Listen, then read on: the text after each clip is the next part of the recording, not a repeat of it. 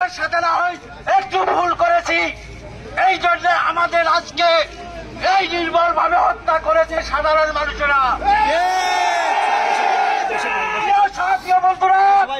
আমাদের দাবি কুষ্টিয়া জেলায় কর্মবিরতি, কুষ্টিয়া জেলায় কর্মবিরতি।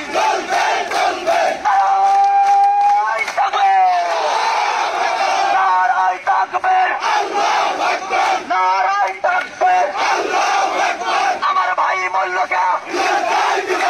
আমার ভাই মরল কেন? কুষ্টিয়া জেলায় কর্মবিরতি, কুষ্টিয়া জেলায় কর্মবিরতি। আমার ভাই মরল কেন? আমার ভাই মরল কেন?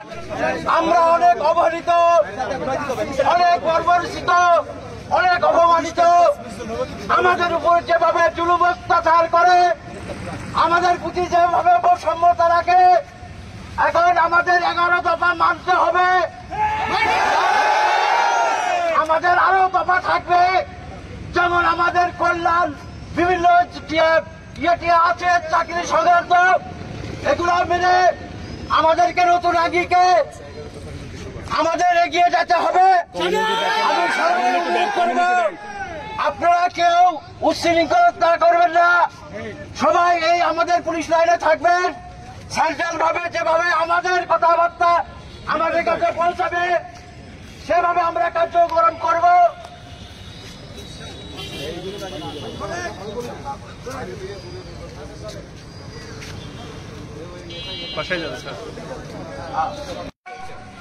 পুলিশের চাকরিতে এসেছি, আমাদের ভাই বোন মা ব্রাদার সাধারণ মানুষের মধ্যে অনেকে আছে। আমরা কোনো অন্যায় করলাম না, আজ আমরা হুকুমের গোলাম। সরকার আমাদেরকে হুকুম দিছে, যার কারণে আমরা জনগণ, আমি জাতির বিবেকের কাছে করতে চাই। তার ভিতরে এটাও আছে যে আমরা সরকারি চাকরির সরকারের গোলাম নয়, আমরা সরকারের গোলাম থাকতে চাই না। আমরা কারোর হুকুমের গোলাম না। আমাদের যে পুলিশের আইজিপি স্যার আছে, আমরা একমাত্র যে আইনের যে কথা আছে, যে আইন যেভাবে মানতে হবে, আমরা আইনের অনুযায়ী আইনের কথা শুনবো। বাট আমরা কোনো দলীয় কোনো কথা আমরা আর শুনবো না। আমরা কোন সরকারের গোলাম হতে চাই না। আজকের স্বৈরাচারী সরকার আমাদেরকে ব্যবহার করে পাবলিকের সঙ্গে আমাদের দ্বন্দ্ব বাধাইছে। ওই খুনি সরকার আজকের আমাদেরকে পাবলিকের সঙ্গে শত্রুতা তৈরি করে দিয়ে তারা আজকে দেশ ছেড়ে পালিয়েছে।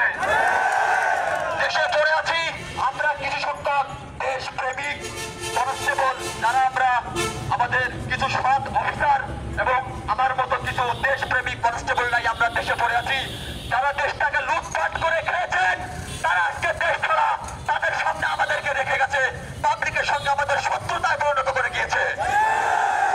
আমরা আমার ভাইয়ের প্রত্যেকটা খুনের যে কয় ফোঁটা রক্ত বের হয়েছে, এই রক্তের সুষ্ঠু বিচার না হওয়া পর্যন্ত কুষ্টিয়া জেলা পুলিশ কর্মবিরতিতে আছে এবং থাকবে।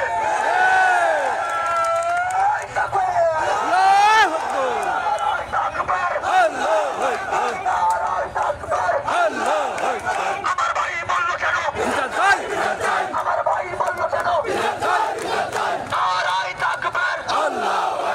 কুষ্টিয়া জেলায় কর্মবিরতি, কুষ্টিয়া জেলায় কর্মবিরতি। আমার ভাই বলল কেন? অসাধু অফিসার ছিল, তারা সরকার থেকে কোটি কোটি টাকা সুবিধা নিয়ে দুর্নীতি করে আজকে জনগণের সাথে আমাদেরকে শত্রুতা তৈরি করে গেছে। এইসব